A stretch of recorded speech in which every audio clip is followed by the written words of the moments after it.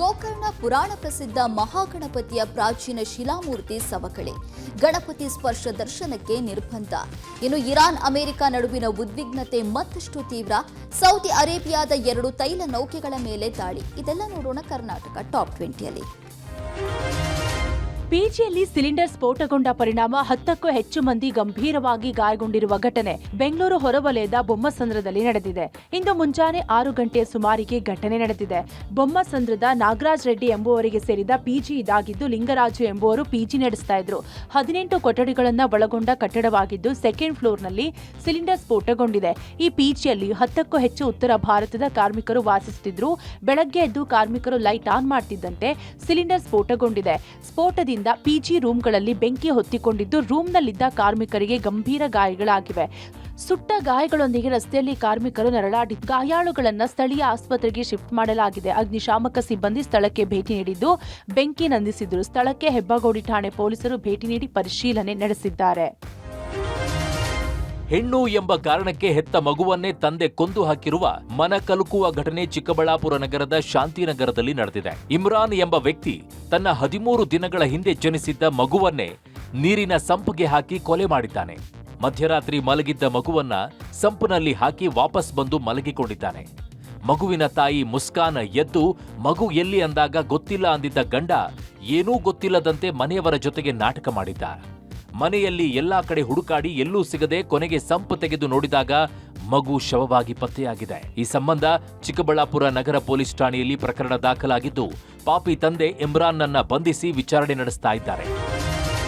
ಮಗನ ಸಾವಿನ ಸುದ್ದಿ ಕೇಳಿ ಆಘಾತದಿಂದ ತಾಯಿ ಕೂಡ ಸಾವನ್ನಪ್ಪಿರುವ ಘಟನೆ ಧಾರವಾಡ ನಗರದ ತೇಜಸ್ವಿ ನಗರದಲ್ಲಿ ನಡೆದಿದೆ. 47 ವರ್ಷದ ಮೆಹಬೂಬ್ ಸಾಬ್ ನದಾಫ್ ನಿನ್ನೆ ಬೆಳಗ್ಗೆ ರೈಲು ಹಳಿಗೆ ಬಿದ್ದು ಆತ್ಮಹತ್ಯೆ ಮಾಡಿಕೊಂಡಿದ್ದ. ಇವನ ಸಾವಿನ ಸುದ್ದಿ ಕೇಳಿ 68 ವರ್ಷದ ತಾಯಿ ಮುಗುಟಬಿ ನದಾಫ್ ಕೂಡ ಸಾವನ್ನಪ್ಪಿದ್ದಾರೆ. ಮಗ ನದಾಫ್ ನಿನ್ನೆ ಬೆಳಗ್ಗೆ ಧಾರವಾಡ ನಗರದ ರಾಜೀವ್ ಗಾಂಧಿ ನಗರದ ಬಳಿ ರೈಲು ಹಳಿಗೆ ಬಿದ್ದಿದ್ದ. ಸಂಜೆ 7 ಗಂಟೆಗೆ ಈತನ ಅಂತ್ಯಕ್ರಿಯೆ ಮಾಡಲು ತಯಾರಿ ಮಾಡಿದ್ರು. ಮನೆಯಿಂದ ಮಗನ ಅಂತ್ಯಕ್ರಿಯೆ ಮಾಡಲು ಶವ ತೆಗೆದುಕೊಂಡು ಹೋಗುತ್ತಿದ್ದಂತೆ ತಾಯಿ ಸಾವನ್ನಪ್ಪಿದ್ದಾರೆ.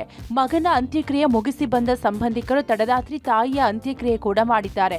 ಹೊಟ್ಟೆ ನೋವಿನಿಂದ ಬಳಲುತ್ತಿದ್ದ ಮೆಹಬೂಬ್ ಸಾಬ್ ನದಾಫ್ ನೋವನ್ನ ತಡೆಯಲಾರದೆ ನಿನ್ನೆ ಬೆಳಗ್ಗೆ ಆತ್ಮಹತ್ಯೆ ಮಾಡಿಕೊಂಡಿದ್ದ. ರೈಲ್ವೆ ಪೊಲೀಸರು ಸಂಜೆ ಈತನ ಶವ ಮರಣೋತ್ತರ ಪರೀಕ್ಷೆ ಮುಗಿಸಿಕೊಟ್ಟಿದ್ರು. ಆದರೆ ಮಗನ ಸಾವಿನ ಸುದ್ದಿ ಕೇಳಿ ತಾಯಿಯೂ ಸಾವನ್ನಪ್ಪಿದ್ದಾರೆ.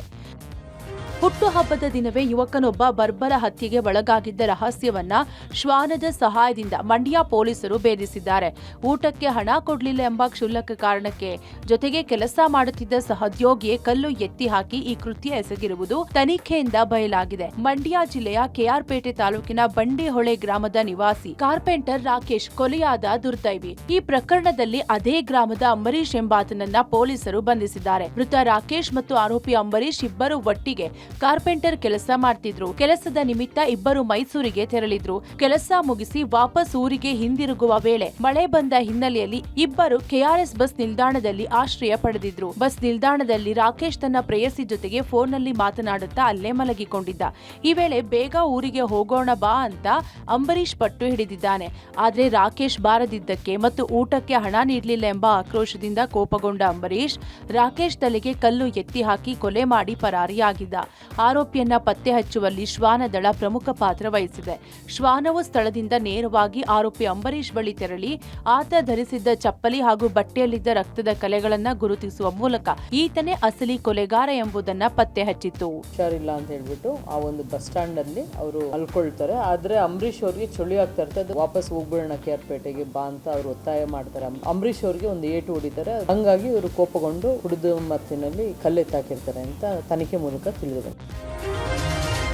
ಶಿವಾಜಿನಗರದಲ್ಲಿ ಫುಟ್ಪಾತ್ ತೆರವಿಗೆ ಹೋಗಿದ್ದ ಜಿಬಿಎ ಅಧಿಕಾರಿಗಳ ಮೇಲೆ ಹಲ್ಲೆ ಪ್ರಕರಣ ಸಂಬಂಧ ಬಸವರಾಜ್ ಪಡುಕೋಟೆ ಸೇರಿ 5ರನ್ನ ಪೊಲೀಸರು 4 ದಿನಗಳ ಕಾಲ ಕಸ್ಟಡಿಗೆ ಪಡೆದಿದ್ದಾರೆ. ಈ ನಡುವೆ ಪ್ರಮುಖ ಆರೋಪಿ ಬಸವರಾಜ್ ಪಡುಕೋಟೆ ಮೇಲಿನ ಕೇಸ್ಗಳ ಬಗ್ಗೆ ಮಾಹಿತಿ ಸಂಗ್ರಹಿಸುತ್ತಿದ್ದಾರೆ. ಇದುವರೆಗೂ 15 ಕೇಸ್ಗಳಲ್ಲಿ ಭಾಗಿಯಾಗಿರೋ ಬಗ್ಗೆ ಮಾಹಿತಿ ಸಿಕ್ಕಿದೆ. ಕಮರ್ಷಿಯಲ್ ಸ್ಟ್ರೀಟ್ ಠಾಣಾ ವ್ಯಾಪ್ತಿಯಲ್ಲಿ 4, ಭಾರತೀಯ ನಗರ ವ್ಯಾಪ್ತಿಯಲ್ಲಿ 3, ವಿಜಯನಗರ, ವೈಯಾಲಿಕಾವಲ್, ವರ್ತೂರು ಪೊಲೀಸ್ ಠಾಣೆ ವ್ಯಾಪ್ತಿಯಲ್ಲಿ ತಲಾ 2 ಕೇಸ್ ಹಾಗೂ ಕಾಟನ್ಪೇಟೆ, ಅಶೋಕನಗರ ನಗರ ಪೊಲೀಸ್ ಠಾಣಾ ವ್ಯಾಪ್ತಿಯಲ್ಲಿ ತಲಾ 1 ಕೇಸ್ ದಾಖಲಾಗಿರುವುದು ಪತ್ತೆಯಾಗಿದೆ. ಬಹುತೇಕ ಎಲ್ಲಾ ಕೇಸ್ಗಳು ಗುಂಪು ಕಟ್ಟಿಕೊಂಡು ದಾಂಧಲೆ ಮಾಡಿರೋ ಕೇಸ್ಗಳೇ ಆಗಿವೆ. ಸದ್ಯ ಯಾವ ಕೇಸ್ ಆಕ್ಟಿವ್ ಇದೆ, ಇತ್ತೀಚೆಗೆ ಯಾವ ಕೇಸಲ್ಲಿ ಭಾಗಿಯಾಗಿದ್ದ ಅಂತಾನೂ ಪೊಲೀಸರು ಮಾಹಿತಿ ಸಂಗ್ರಹಿಸುತ್ತಿದ್ದಾರೆ. ವರ್ತೂರು ಪೊಲೀಸ್ ಠಾಣೆಯಲ್ಲಿ ಬಸವರಾಜ್ ಮೇಲೆ ರೌಡಿ ಶೀಟ್ ಇದ್ದು ಗೂಂಡಾ ಕಾಯ್ದೆ ಹಾಕೋ ಬಗ್ಗೆ ಈಗಾಗಲೇ ಚರ್ಚೆ ನಡೆದಿದೆ. ಇದೇ ಕಾರಣಕ್ಕಾಗಿ ಎಲ್ಲಾ ಕೇಸ್ಗಳ ಬಗ್ಗೆ ಮಾಹಿತಿ ಸಂಗ್ರಹಿಸುತ್ತಿದ್ದಾರೆ. ಬೆಂಗಳೂರು ನಗರದಲ್ಲಿ ಪಾದಚಾರಿ ಮಾರ್ಗ ತೆರವು ಕಾರ್ಯಾಚರಣೆ ತೀವ್ರಗೊಂಡಿದ್ದು ವ್ಯಾಪಾರಿಗಳ ಅಂಗಡಿಗಳನ್ನು ತೆರವುಗೊಳಿಸಿದ ಬಳಿಕ ಈಗ ಸರ್ಕಾರಿ ಸ್ವಾಮ್ಯದ ಮಳಿಗೆಗಳಿಗೂ ಮುಹೂರ್ತ ನಿಗದಿಯಾಗಿದೆ. ಬೆಂಗಳೂರಿನಾದ್ಯಂತ ಒಟ್ಟು 1500 ಕಿಲೋಮೀಟರ್ ಪಾದಚಾರಿ ಮಾರ್ಗವನ್ನು ಒತ್ತುವರಿಯಿಂದ ಮುಕ್ತಗೊಳಿಸುವ ಬೃಹತ್ ಗುರಿ ಹೊಂದಲಾಗಿದ್ದು ಈಗಾಗಲೇ 500 ಕಿಲೋಮೀಟರ್ಗೂ ಹೆಚ್ಚು ಭಾಗವನ್ನು ತೆರವುಗೊಳಿಸಲಾಗಿದೆ.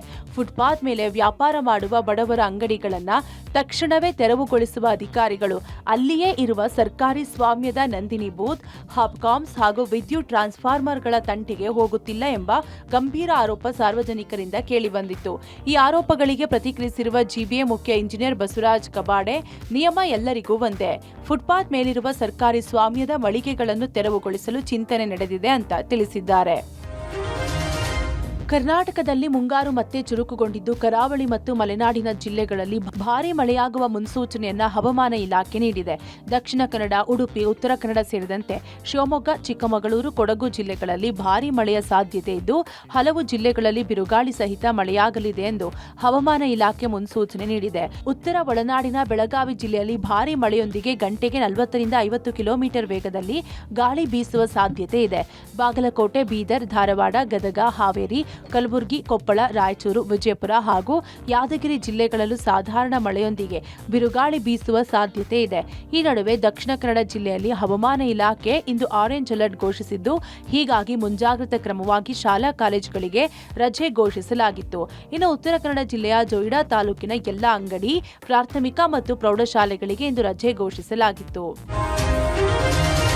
ಉತ್ತರ ಕನ್ನಡ ಜಿಲ್ಲೆಯ ಕುಮಟಾ ತಾಲೂಕಿನ ಗೋಕರ್ಣ ಪುರಾಣ ಪ್ರಸಿದ್ಧ ಮಹಾಗಣಪತಿ ದೇವಾಲಯದಲ್ಲಿ ಮಹಾಗಣಪತಿಯ ಪ್ರಾಚೀನ ಶಿಲಾಮೂರ್ತಿ ಸವಕಳಿಯಾಗಿದೆ. ಗೋಕರ್ಣದ ಮಹಾಬಲೇಶ್ವರ ದೇವಾಲಯದ ಆತ್ಮಲಿಂಗ ದರ್ಶನ ಮಾಡುವ ಮೊದಲು ಮಹಾಗಣಪತಿ ದೇವಾಲಯಕ್ಕೆ ಭೇಟಿ ನೀಡಿ ಭಕ್ತರು ಪೂಜೆಗೈಯುವುದು ವಾಡಿಕೆ.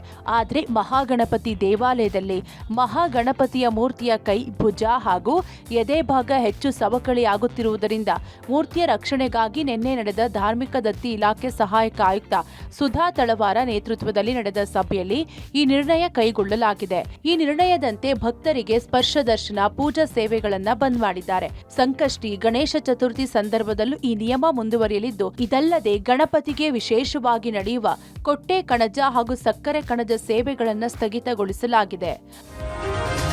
ಇರಾನ್ ಅಮೆರಿಕ ನಡುವಿನ ಉದ್ವಿಗ್ನತೆ ಮತ್ತಷ್ಟು ತೀವ್ರಗೊಂಡಿದ್ದು ಯುದ್ಧವನ್ನ ಅಂತ್ಯಗೊಳಿಸುವ ನಿಟ್ಟಿನಲ್ಲಿ ನಡೆಯುತ್ತಿರುವ ರಾಜತಾಂತ್ರಿಕ ಪ್ರಯತ್ನಗಳು ಯಾವುದೇ ಫಲ ನೀಡುವ ಲಕ್ಷಣಗಳು ಕಾಣಿಸ್ತಿಲ್ಲ. ಹಾರ್ಮುಜ್ ಜಲಸಂಧಿಯ ಮೇಲಿನ ನಿಯಂತ್ರಣವೇ ಈಗ ಸಂಘರ್ಷದ ಪ್ರಮುಖ ಕೇಂದ್ರ ಬಿಂದುವಾಗಿದ್ದು ಈ ಬೆಳವಣಿಗೆ ಜಾಗತಿಕ ತೈಲ ಮತ್ತು ಅನಿಲ ಪೂರೈಕೆಯ ಮೇಲೂ ದೊಡ್ಡ ಪರಿಣಾಮ ಬೀರುತ್ತಿದೆ. ಇತ್ತೀಚಿನ ದಾಳಿಗಳಿಗೂ ಮುನ್ನ ಇರಾನ್ನ ಗೃಹ ಸಚಿವ ಎಸ್ಕಂದರ್ ಮೊಮೆನಿ ಮಧ್ಯಸ್ಥಿಕೆ ವಹಿಸುತ್ತಿರುವ ಪ್ರಮುಖ ದೇಶವಾದ ಪಾಕಿಸ್ತಾನಕ್ಕೆ ಭೇಟಿ ನೀಡಿ ರಾಜತಾಂತ್ರಿಕ ಮಾತುಕತೆ ಪುನಾರಂಭಿಸಲು ಪ್ರಯತ್ನಿಸಿದರು. ಆದರೆ ಯುದ್ಧ ನಿಲ್ಲಿಸಲು ಯಾವುದೇ ಹೊಸ ಒಪ್ಪಂದ ಸಾಧ್ಯತೆ ಇನ್ನೂ ಸ್ಪಷ್ಟವಾಗಿಲ್ಲ. ಫಿಲಿಪೀನ್ಸ್ನಲ್ಲಿ ನಡೆದ ಪ್ರಾದೇಶಿಕ ಶೃಂಗಸಭೆಯಲ್ಲಿ ಮಾತನಾಡಿದ ಅಮೆರಿಕ ವಿದೇಶಾಂಗ ಕಾರ್ಯದರ್ಶಿ ಮಾರ್ಕೊ ರೂಬಿಯೋ ಹಾರ್ಮುಜ್ ಜಲಸಂಧಿಯಲ್ಲಿ ಇರಾನ್ ಕೈಗೊಳ್ಳುತ್ತಿರುವ ಕ್ರಮಗಳನ್ನು ತೀವ್ರವಾಗಿ ಖಂಡಿಸಿದ್ದಾರೆ. ಈ ನಡುವೆ ಅಮೆರಿಕ ಅಧ್ಯಕ್ಷ ಡೊನಾಲ್ಡ್ ಟ್ರಂಪ್ ವೈಟ್ ಹೌಸ್ನಲ್ಲಿ ಮಾತನಾಡುವ ವೇಳೆ ಈಗ ಮಾತುಕತೆ ನಡೆಸುವ ಆಸಕ್ತಿ ನಮಗಿಲ್ಲ ಅಂತ ಹೇಳುವ ಮೂಲಕ ಕಠಿಣ ಸಂದೇಶ ರವಾನಿಸಿದ್ದಾರೆ. ಸೌದಿ ಅರೇಬಿಯಾದ 2 ಬೃಹತ್ ತೈಲ ನೌಕೆಗಳ ಮೇಲೆ ದಾಳಿ ನಡೆಸಿದ್ದು ನಾವೇ ಎಂದು ಇರಾನ್ ಬೆಂಬಲಿತ ಯೆಮೆನ್ನ ಹೌತಿ ಬಂಡುಕೋರರು ಅಧಿಕೃತವಾಗಿ ಒಪ್ಪಿಕೊಂಡಿದ್ದಾರೆ. ಸೌದಿ ಅರೇಬಿಯಾಕ್ಕೆ ಸೇರಿದ 2 ಪ್ರಮುಖ ತೈಲ ಟ್ಯಾಂಕರ್ಗಳನ್ನು ಗುರಿಯಾಗಿಸಿಕೊಂಡು ಕ್ಷಿಪಣಿಗಳು ಹಾಗೂ ಡ್ರೋನ್ಗಳ ಮೂಲಕ ಯಶಸ್ವಿ ದಾಳಿ ನಡೆಸಲಾಗಿದೆ ಅಂತ ಹೌತಿ ಮಿಲಿಟರಿ ವಕ್ತಾರರು ತಿಳಿಸಿದ್ದಾರೆ. ಈ ಘಟನೆಯಿಂದಾಗಿ ಕೆಂಪು ಸಮುದ್ರ ಮತ್ತು ಮಧ್ಯಪ್ರಾಚ್ಯ ಪ್ರದೇಶದಲ್ಲಿ ಉದ್ವಿಗ್ನತೆ ಮತ್ತಷ್ಟು ಹೆಚ್ಚಾಗಿದೆ. ಗಾಜಾದ ಮೇಲಿನ ಇಸ್ರೇಲ್ ಸೇನಾ ದಾಳಿಯನ್ನ ಖಂಡಿಸಿ ಪ್ಯಾಲೆಸ್ಟೈನ್ ಜನರಿಗೆ ಬೆಂಬಲ ಸೂಚಿಸುವ ಭಾಗವಾಗಿ ಈ ದಾಳಿಗಳನ್ನು ನಡೆಸಲಾಗುತ್ತಿದೆ ಅಂತ ಹೌತಿಗಳು ಹೇಳಿಕೊಂಡಿದ್ದಾರೆ.